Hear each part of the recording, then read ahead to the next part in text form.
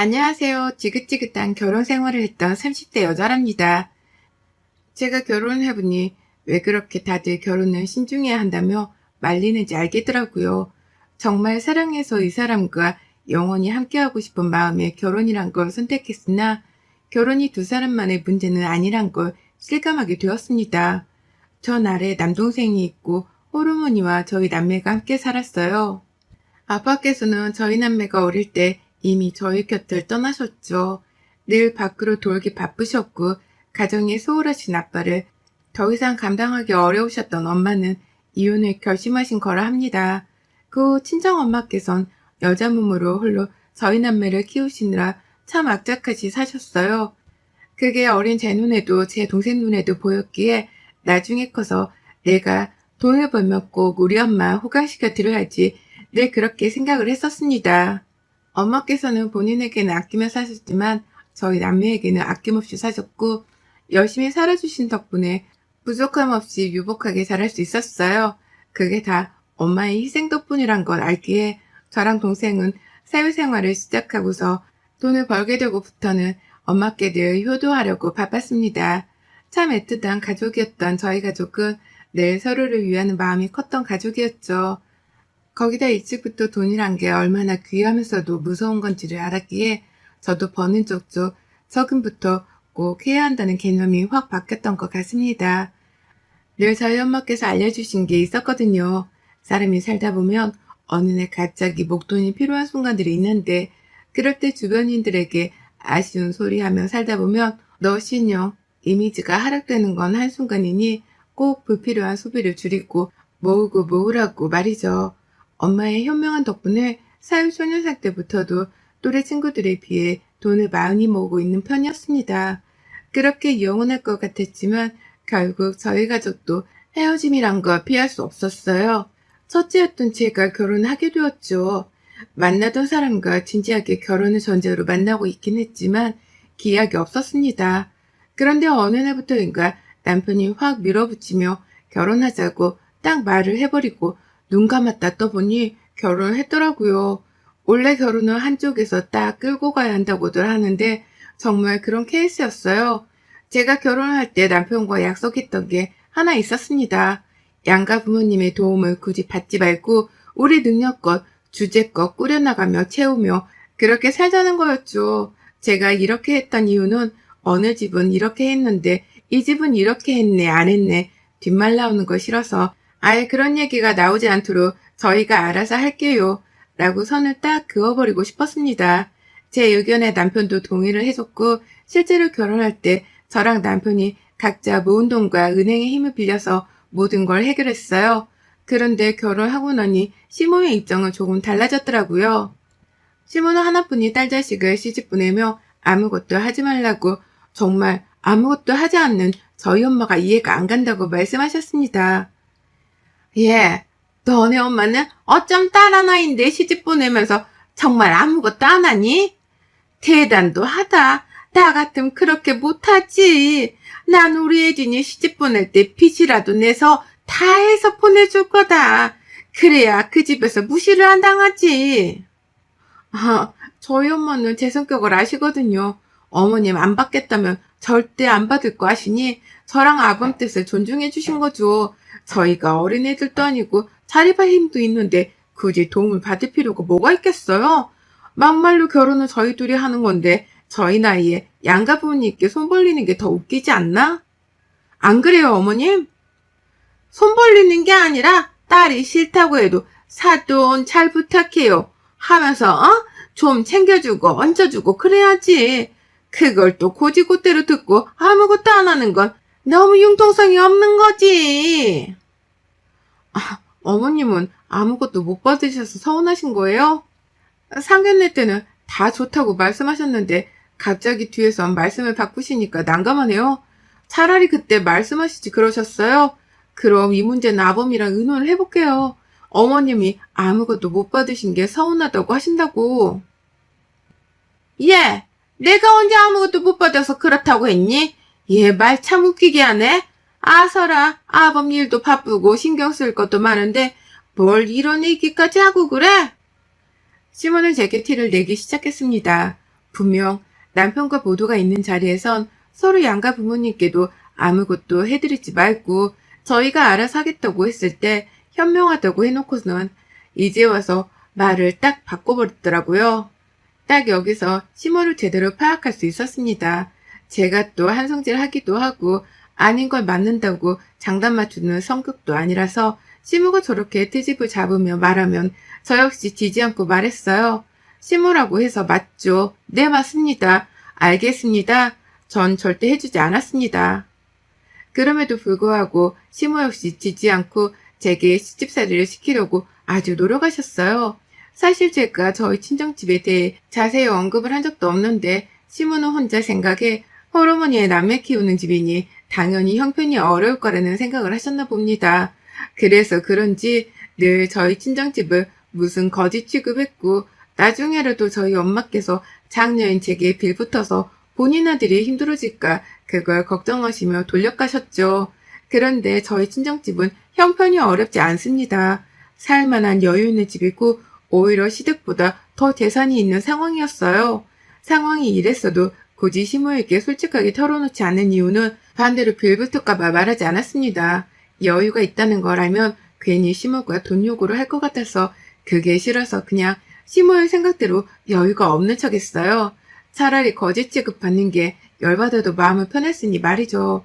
시모는 본인이 대놓고 저희 집을 거짓 취급하는데 제가 찍소리도 못하고 있으니 진짜 못 사는 어려운 집이라고 확신을 했는지 그 이후부터는 아주 대놓고 무시하기 시작했습니다. 명절에 친인척들도 다 있는 곳에서 저 들으라고 그러더군요. 집에 사람을 잘 들여야 되는 거야, 어? 우리 봐라. 어디서 저런 돈도 없는 집구서 첫째 딸년이 들어와서는 도움이 되는 거 하나 없고 속만 타잖아. 그뿐인 줄 알아? 이상하게 쟤 들어오고 나서부터 내가 온몸이 아프고 일도 안 풀리고 아주 스트레스가 이만저만이 아니라고. 며느리 듣겠다. 그렇게 말하면 상처받지 하지 마로. 상처받기는 개뿔 치도 지주제를 알아야지. 요즘 애들 말로 그 뭐였냐? 그 취집. 그래, 취집한 거야. 쟤 우리 아들한테 빌부터 살라고 내가 이걸 진작 알았으면 절대 결혼 안 시켰을 건데 열불나 죽겠어. 어머님 그냥 제 앞에서 말씀을 하시지 뭐하러 뒤통수에 대고 말씀을 하세요? 들으라고 하시는 말씀 아니세요? 뭐? 너 싸가지 없이 지금 가족들 앞에서 시엠한테 뭐하는 짓이야 이게? 그러나 어머님은 가족들 다 있는 앞에서 며느리를 그렇게 까내리면 좋으세요? 제가 듣다 취집이란 소리에 좀 웃겨서 대답했네요 어머님. 막말로 취집을 할 거였으면 아범이랑 결혼 안 했죠. 아범도 어머님도 재산보단 빚이 많은데 제가 미쳤다고 이런 집에 취집을 할까요? 그러니 함부로 말씀 좀 하지 마세요. 저 말하는 거 봐. 재능 없는 주제에 시애미가 말하면 네라고 한 번에 대답하는 법이 없이 맨날 저렇게 말대답을 한다니까. 없는 주제라 제가 더한 말도 할 수 있는데 어머님 쓰러지실까봐 걱정되니 여기까지 하고 제가 멈춰드릴게요. 그러니 제 언급 좀 그만하시고 음식이나 빨리 하시죠. 친인척 가족들은 반반이었습니다. 시모 성격을 알기에 제 입장을 이해하는 가족들이 반이었고 그래도 시모에게 대드는 건 아니라는 가족들이 반이었습니다. 그러나 누가 제 편이고 아니든 전 상관이 없이 제 말만 하면 되는 거라 상관없었어요. 그저 제 편이길 바라는 사람 딱 한 명인 남편은 정작 모른 척하기 바빴기에 이 결혼을 하고 바로 후회했습니다. 처음에는 시모와 제 사이에서 어떻게든 해보려고 하는 듯 보였으나 남편이 그러더군요. 하루 이틀도 아니고 매번 이러면 본인도 어쩔 수 없다면서 그냥 알아서들 잘 풀고 살라고 말이죠. 그리고 전 그렇게 서로가 싫고 미우면 안 보고 사는 방법도 생각을 하자고 했어요. 이 모든 게 말뿐이라면 믿어지시나요? 남편은 그저 시모와 제가 다툼이 나기 시작하면 밖으로 나가거나 차에 가거나 그 자리를 아예 피해버리는 행동을 보였습니다. 그렇게 결혼하자고 매달릴 때는 언제고 막상 결혼해서 본인 엄마에게 당하는 저를 보고선 어떻게 이렇게 행동을 할 수 있나 싶어 처음에는 서럽고 서운했죠. 그런데 시간이 지나니 서럽고 서운한 감정이 싹 사라지고 열받기도 하다 아예 무감정으로 변하더라고요. 솔직히 제가 시집살이를 당했던 이유가 따지고 보면 저희 친정집에 여유가 없어서 그런 줄 알아서였기에 어느 정도 있다고 말하면 모든 게 끝날 것 같긴 했습니다. 그렇지만 막말로 친정엄마 재산이 제 것도 아닌데 그걸 왜 말하겠어요? 애초에 그런 걸로 저를 탓하며 시집살이를 시키는 시모가 정말 나쁜 거죠. 시댁이랑 집이라도 멀었으면 속이라도 덜 탔을 텐데 또 가까워요. 걸어서 왔다 갔다 10분도 안 걸리는 거리이고 저를 욕하는 재미로 사는 시모여서 그런가 자주도 찾아왔습니다. 시모는 진짜 갑자기 찾아와서 밑도 끝도 없이 욕만 하다 가곤 했어요. 굳이 연락도 없이 저희 집에 찾아와서는 제게 그랬죠. 너희는 돈 관리 누가 하냐? 저희 각자예요. 각자 해요가 뭔데? 각자 한다는 게 그게 뭔 소리야? 각자 벌어서 각자 모으고 각자 해요. 매달 정해진 날짜에 공동생활비 입금해서 그렇게 생활하고 있어요. 근데 갑자기 왜요? 잘하고 있네. 행여나 네가 와이프고 여자라고 해서 우리 준성이가 벌어온 돈 다 묶어서 네가 관리하나 해서 물었다. 네가 관리하면 어찌 아냐? 너 친정집에 우리 아들이 번 돈 몰래 보낼지? 예, 따로 관리하니 걱정도 마시고 아범 몰래 빼돌려서 보낼 만큼 벌지도 않으니 걱정 마세요, 어머님. 뭐야? 우리 아들이 뭘 돈을 못 벌어? 아, 모르셨구나? 어머님, 아범 몇 년째 승진 못하고 있잖아요. 그러니 급여가 뭐 오르겠어요? 제가 더 벌죠, 아범보다. 이제 보니 네가 아주 여운해. 결국 네가 더 버니까 네 돈 같이 쓰기 싫어서 따로 관리하는 거냐? 뭐라고 말씀드려도 원하시는 대로 생각할 거니 알아서 생각하세요. 그리고 이렇게 불쑥불쑥 오지 말아주세요. 적어도 미리 연락이라도 해주세요. 시모에게 앞으로는 연락 좀 하고 오시라고 일러뒀으나 그 말에 또 마음이 상하셔 제 욕을 하시며 집으로 돌아가셨습니다. 제가 생각했던 결혼은 절대 이런 게 아니었는데 너무 불행하다는 생각이 들었어요. 이 와중에 애 낳아라, 임신 언제 할 거냐는 시모의 닥달과 남편도 제게 아이를 원한다고 부담을 줬지만 전 불안정한 이 결혼 생활 속에 아이를 낳을 수 없었습니다. 그래서 절대적으로 조심 또 조심하며 지냈어요. 불행은 한 번에 밀려오는 것인지 인정조차 할 수 없는 불행이 제게 닥쳤습니다. 하나뿐인 저희 친정엄마께서 폐암말기 진단을 받으셨죠. 통증도 없으셔서 모르셨고 이미 손 쓸 수도 없을 정도의 상태라 할 수 있는 일이라고는 그저 떠나가시는 길 쓸쓸하지 않도록 곁을 지켜줄 수 있는 것뿐이었습니다. 이 사실을 알고 남동생과 저는 완전히 무너졌지만 그 와중에도 다 큰 자식들 걱정이 우선이셨던 엄마께서는 본인 앞의 재산들을 저희 앞으로 정리하시기 바쁘셨죠. 그러면서도 병원에서 마지막을 보내고 싶지 않다며 살던 대로 집에서 평상시처럼 살다 그렇게 가고 싶다는 의견이 워낙 완강하셔서 그 의견을 존중하기로 했습니다. 통증이 너무 심할 때는 급히 병원으로 갔지만 그 외에는 집에서 약을 먹으며 그렇게 버티셨어요. 하루하루가 너무 손주간 상황에 시모는 제게 이런 말까지 했죠. 그래서 지금 상황이 정확히 어떤 건데? 장모님 상황이 많이 안 좋으셔. 그래서 이 사람이 아예 장모님 옆에 있기로 한 거야. 언제 떠나실지 몰라서. 아유, 이게 참 그러네. 아니 근데 니네 엄마 혹시 뭐 빚이나 이런 건 없냐? 죽고 나서 너한테 빚 같은 거 떨어져서 갚아야 하는 거 아니냐고. 아, 사는 집이 차가라고 했지? 예, 그럼 빚이 있나 없나 알아보고 있으면 그 집 팔아서라도 얼른 해결하던가 뭐 방법을 찾아봐. 괜히 우리 아들 고생시키지 말고. 어머님, 지금 그게 저한테 할 말이세요? 빚이요? 저희 엄마 생전 빚 한번 안 져보신 분이세요. 있다고 한들 자식에게 넘어갈까 어떻게든 본인이 해결하실 분이시라고요.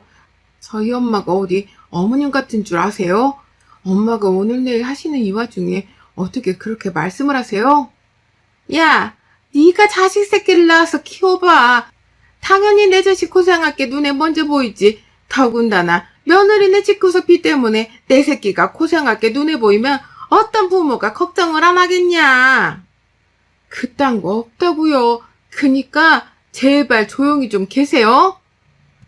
하늘이 무너지고 억장이 무너진다는 게 바로 이럴 때 쓰는 말이겠죠. 그 어떠한 것도 할 수 없을 정도의 슬픔에 잠겨있는 제게 시문을 참 해도 너무했습니다. 과연 사람인가 싶을 정도였어요. 전 짐을 다 싸들고 친정집에 가서 엄마 곁을 지켰지만 결국 엄마는 떠나셨습니다. 마음의 준비를 그렇게 했는데 막상 엄마가 떠나고 나니 감당할 수 없는 슬픔에 참 많이 아프고 힘들었어요. 그런 저를 꼴의 남편이라고 남편이 위로하고 밥 먹이고 노력은 했습니다. 산 사람은 살아야 한다고 남편과 남동생의 말에 정신줄을 붙잡고 저도 여느 때처럼 살아보려 노력했고 그렇게 하루 이틀 살아갔어요. 그러던 중 신우가 만나던 사람과 드디어 결혼을 할 것 같았죠.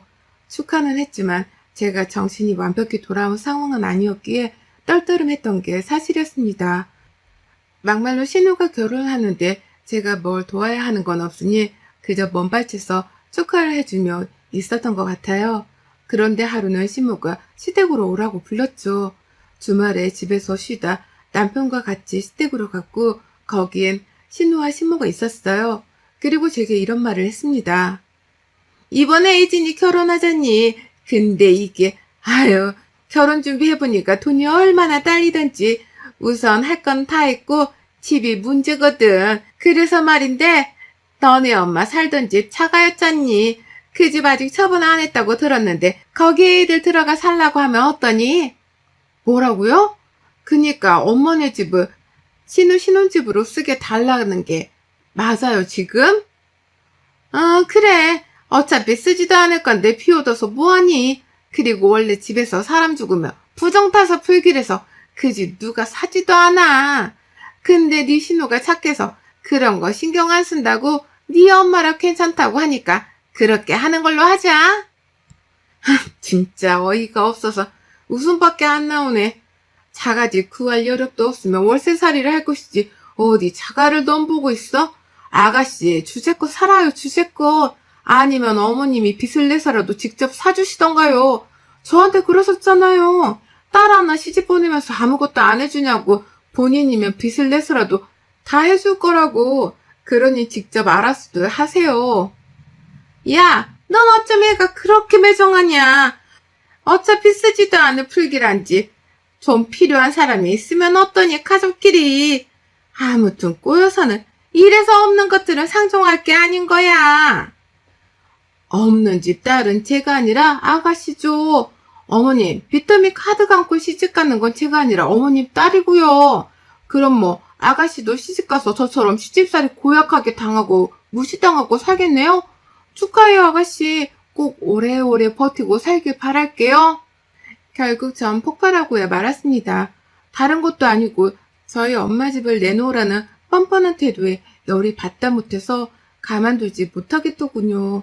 늘 남편과 오래 살지는 못할 것 같다는 불안함이 있었는데 그 끝을 내는 날이 바로 오늘이구나 싶었습니다. 어차피 끝인 거 더 통쾌하게 말이나 하자 싶어서 전 얘기하다 벌떡 일어나서 한마디 더 보태고 나왔어요. 아참, 그리고 당신네들 줄 돈 있으면 난 쓰레기통에 돈을 버리고 말지. 당신네들 같은 버러지들한테 절대 안 줘요. 제발 주제를 알고 사세요들. 뻔뻔한 거야? 양심이 없는 거야? 전 한마디 확 줄이고 그 길로 시댁 것들 남편과 모든 관계를 정리했습니다. 신부는 발악을 하며 저 거지 같은 것과 당장 헤어지라고 남편에게 성화했지만 남편은 저와 헤어지기 싫다는 입장을 내비쳤죠. 그런 남편의 태도에 솔직히 웃겼고 이혼 과정이 길게 질질 끌려야 했지만 어쨌든 끝을 냈습니다. 그 후 전 엄마가 살던 집에 남동생과 함께 살게 되었고 둘이 함께 모은 돈과 엄마의 도움을 받아 사업을 시작했어요. 남동생의 장점과 제 장점을 합쳐서 말이죠. 몇 개월은 죽은 듯 둘이서 이 악물고 일만 했고 노력한 결과는 성공을 맛보게 해줬습니다. 제 생애 외제차라는 걸 끌어보게 되었고 명품이란 걸 사도 손이 달달 떨리지 않는 정도로 살게 되었어요. 너무 아프고 불행한 시간을 보내서 마치 하늘에서 저희 남매에게 고생의 값이라고 선물이라도 주는 것 같았습니다. 그러던 중 저희 남동생이 말해주더라고요. 신우가 드디어 결혼 날짜가 나온 것 같다면서 유치하지만 축하해주러 다녀오자고 말이죠. 고민을 조금 했지만 그렇게 저희 집을 무시했던 시댁 것들에게 성공했다는 모습과 어떻게 살고 있는지를 너무 자랑해주고 싶더군요. 그래서 남동생과 함께 과할 정도로 머리부터 발끝까지 명품으로 도배를 하고 좋은 외제차를 각자 타고서는 신우 결혼식에 출동했습니다. 차에서 내린 저를 본 남편이 이게 다 뭐냐고 묻기에 무시해주고 식장으로 들어갔어요. 저와 남동생을 본 시댁 것들과 남편은 아주 눈이 휘둥그레져서 묻더군요. 아니 넌 뭐냐 지금 이게? 당신 아까 그 외제차는 뭐야? 뭐 외제차? 외제차의 명품 뭐 처음 봐요? 촌스럽게. 왜 이래요들? 아가씨 결혼 축하해요. 아가씨도 꼭 본인 엄마 같은 시엄마 만나서 제대로 구박당하며 살길 제가 간절히 바랄게요. 뭐라고요?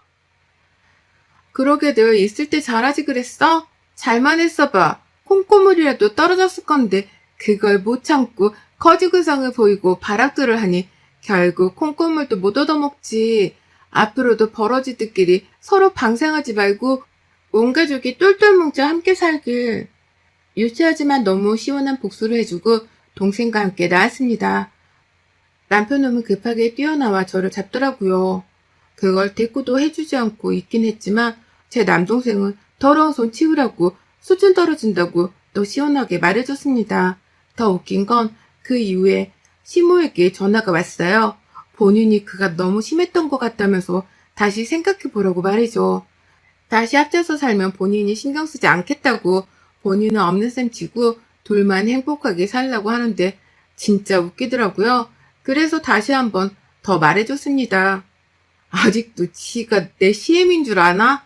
저기요, 아주머니, 자꾸 이렇게 전화하셔서 시애미 노릇하지 마세요. 너무 불쾌하고 불편하거든요. 그리고 본인 아들 몇십억 끼워서 같이 줘도 싫어요. 제가 미쳤어요?